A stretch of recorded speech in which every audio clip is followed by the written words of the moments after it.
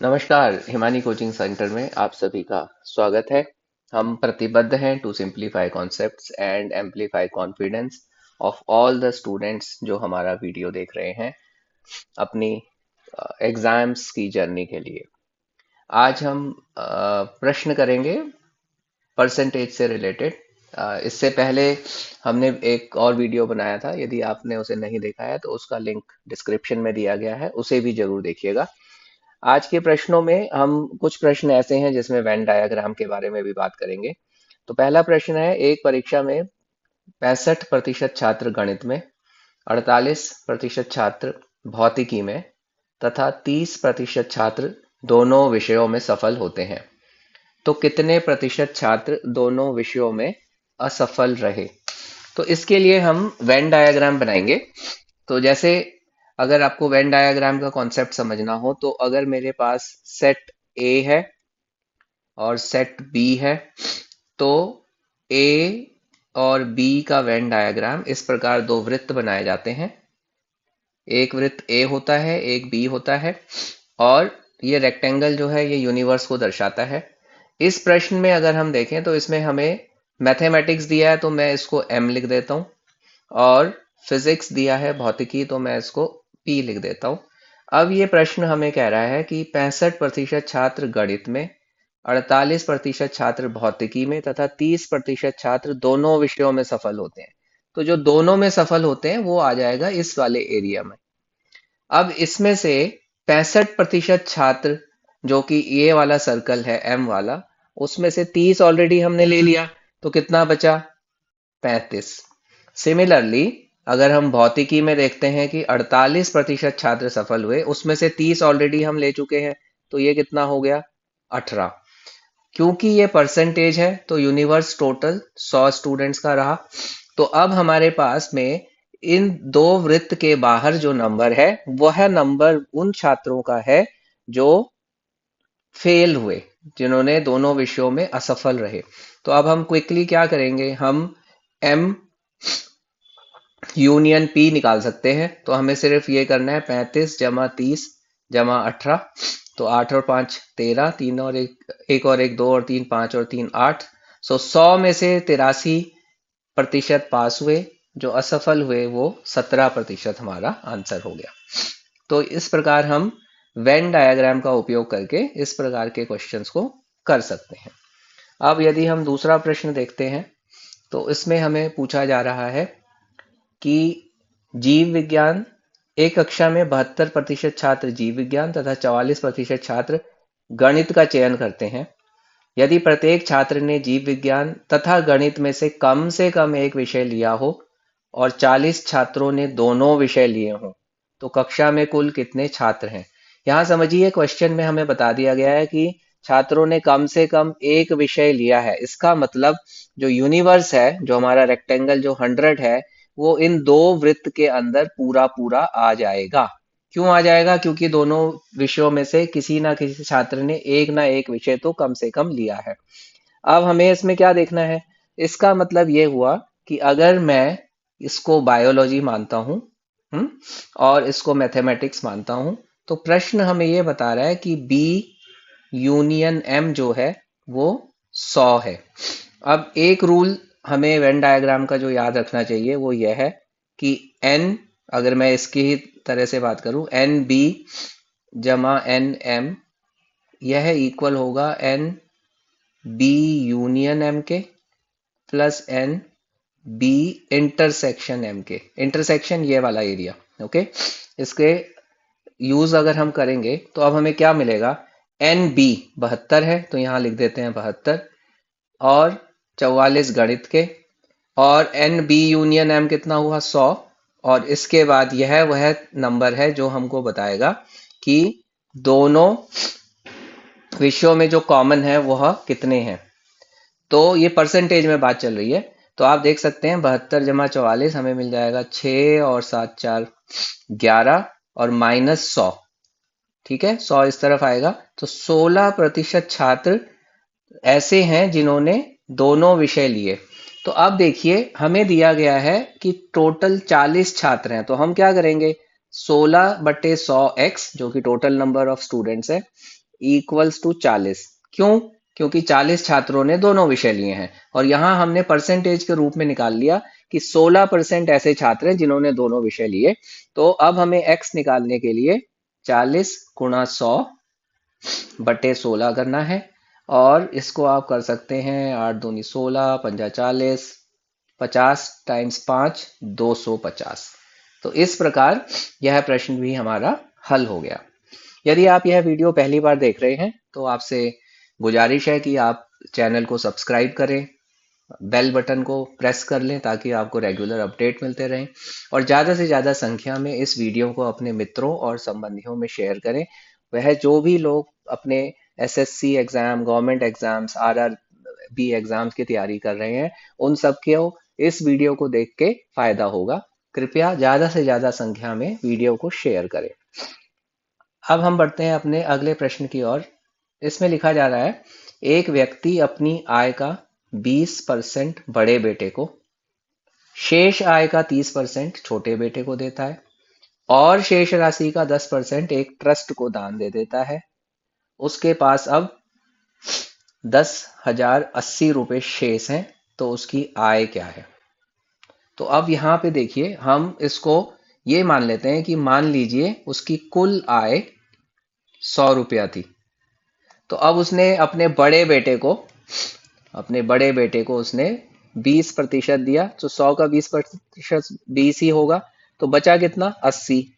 इस 80 में से वह 30% अपने छोटे बेटे को देता है। तो अब 30% निकाल लीजिए 80 का।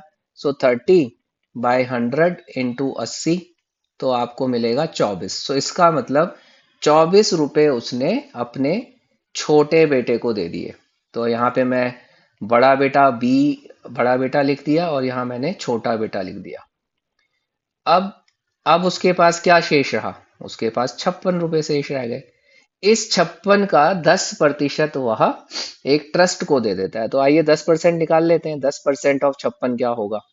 वह होगा 5.6। जो 5.6 जो उसने दान दे दिया, तो अब उसके पास शेष धनराशि क्या रही? उसके पास बकाया क्या रह गया? यह निकाल लेते हैं। तो 56.0, 10 में से 6 गया 4। तो अब हमारे पास यह आता है कि उसके पास यदि उसकी आय 100 रुपया थी और यह सब जो उसने किया, उसके पास बचा हुआ पैसा 50.4 रह गया। तो अब यदि बचा पैसा 10,080 है तो उसकी आय कितनी है, यह निकालना है।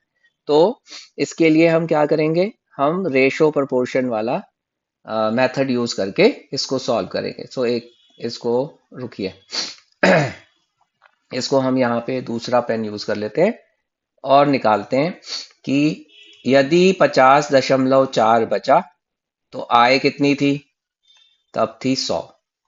अब यदि 10,080 ही बचा उसके पास तो आय कितनी होगी? x। तो अब हम क्या करेंगे? इन दोनों को जब गुणा करेंगे तो हमारे पास आएगा 50.4x इक्वल्स 10,080 गुणा 100 और इसलिए x हो जाएगा 10,080 गुणा 100 बट्टे 50.4, जिसका मैं दशमलव हटा के ऊपर 10 से गुणा कर देता हूं। ठीक है, अब हम इसको सॉल्व कर लेंगे और हमारे पास इसका आंसर आ जाएगा। अब इसको एक बार फिर से समझ लेते हैं मैंने क्या किया है। मैंने आय को माना 100 रुपया। क्वेश्चन कहता है उसने अपने बड़े बेटे को 20% दिया, तो 20% 100 का 20 होगा। बकाया उसके पास रह गया 80।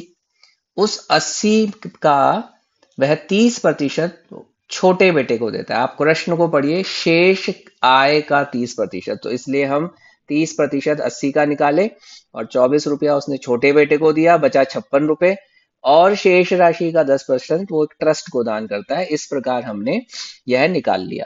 अब यदि हम इसको सॉल्व करेंगे तो हमारा आंसर आएगा 20,000 रुपया। ओके, अब हम लेते हैं अपना अगला प्रश्न।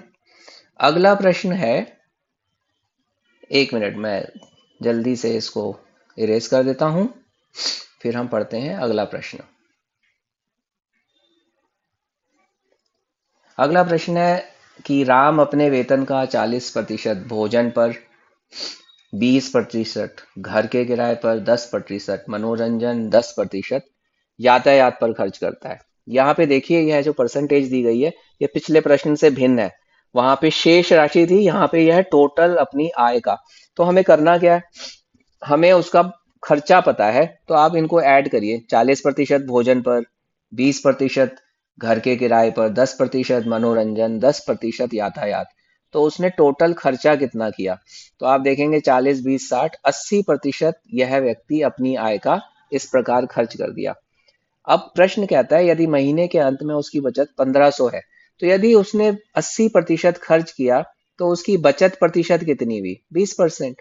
और यदि आय है x, तो फिर क्वेश्चन क्या बोल रहा है कि 20% आय का जो है वह है 1500 रुपए। सो 20 पंजे 100 और x हो जाएगा 1500 गुना 5, 7500 रुपए। ठीक है, तो यह हमारा इस प्रश्न का आंसर है। अब हम बढ़ते हैं अपने अगले प्रश्न की ओर। यहाँ एक परीक्षा में 60% छात्र अंग्रेजी में तथा 70% छात्र गणित में सफल हुए, लेकिन 20% छात्र दोनों विषयों में असफल हो गए। सो यदि 2500 छात्र दोनों विषय में सफल हुए हों तो परीक्षा में कुल छात्रों की संख्या क्या थी। अगेन हम यहाँ वेन डायग्राम का यूज करेंगे और मानेंगे कि टोटल यूनिवर्स 100% स्कूल के बच्चों का है, जो कि इस आयत के अंदर आ जाएगा। और इस आयत में हमारे पास एक गोला अंग्रेजी का और एक वृत्त गणित का है, तो मैं उनको इंग्लिश और मैथ्स के नाम से रख देता हूं। 20% छात्र दोनों विषय में फेल हुए, मतलब यह ना तो अंग्रेजी में पास हुए ना मैथ्स में, तो 100 में से 20 गया। अब 100 में से 20 गया तो इसका मतलब हमारे पास इंग्लिश यूनियन मैथ का जो नंबर है वह है 80। अब जो हमारा फॉर्मूला है उसके हिसाब से हमें क्या निकालना है, हमें निकालना है कि दोनों विषयों में कितने छात्र सफल हुए। तो उसके लिए हमें क्या करना है, जो मैंने आपको रूल बताया था वह रूल क्या है, अभी हम इसी में लगा देते हैं। एन ई जमा एन एम बराबर है एन ई यूनियन एम के plus N E intersection M के। इंटरसेक्शन मतलब दोनों में जो पास हुए। अब ई यूनियन एम है 20, एन ई है 60 और यह है 70। तो आप सिंपली यहाँ पे 60 जमा 70 बराबर 80 जमा एन ई इंटरसेक्शन एम है। सो 60 जमा 70 हो जाता है 130, जिसमें से 80 घटाएंगे तो हमारे पास आएगा 50% छात्र ऐसे हैं जो दोनों विषयों में सफल हुए। उसकी संख्या हमारे को दी गई है 2500, 2500। सो आप देख लीजिए, अगर 50% एक संख्या का 2500 है तो उसका 100% कितना होगा, 5000 होगा। उसको हम सीधा कर सकते हैं। या यदि आपको इसको इस प्रकार सॉल्व करना है तो आप लिखिए 50/100x, जो कि कुल संख्या है छात्रों की, जो आया 2500। 50 एकम 50 दूनी 100 एंड फिर 2500 गुणा 2, 5000। आशा है आप लोगों को यह वीडियो पसंद आया होगा। कृपया ज़्यादा से ज़्यादा संख्या में वीडियो को अपने दोस्तों के साथ शेयर करें और सतत मेहनत और प्रयत्न करते रहें। सफलता जरूर आपके कदम चूमेगी। धन्यवाद।